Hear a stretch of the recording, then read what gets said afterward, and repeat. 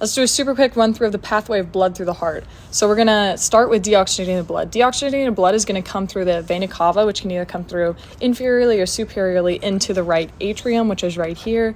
So that's your right atrium. And then it's going to pass through your right atrium through this, there's a valve right here that you might be able to see a little bit better. So it's going to pass through this valve, which is called the tricuspid valve or the right atrioventricular valve. And then it's going to pass into the right ventricle right here. And then the right ventricle is going to send blood through this valve right here. And so this is actually going to be the pulmonary valve, which is going to enter the pulmonary trunk. And the pulmonary trunk is going to go to, it's going to take the blood to your lungs and get it oxygenated and then bring it back. And when it brings it back, it actually brings it back through veins.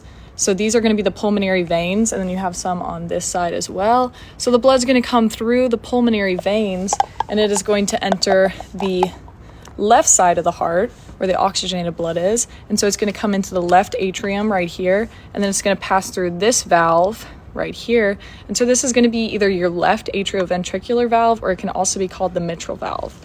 And so it's going to come through that valve into the left ventricle right here. And then the left ventricle is going to send it up through this valve right here.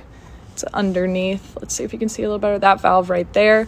And that valve is going to be called the aortic valve. And so the aortic valve is going to send the blood to the aorta, which is going to come up through here. And the blood has a couple different options of where it can go from there. So it can either come off and go into the coronary arteries at the base of the aorta, or it can travel up the aorta and go out through the left common carotid here and our left subclavian here. And then we have our brachiocephalic trunk right here going into our right subclavian and our right common carotid artery.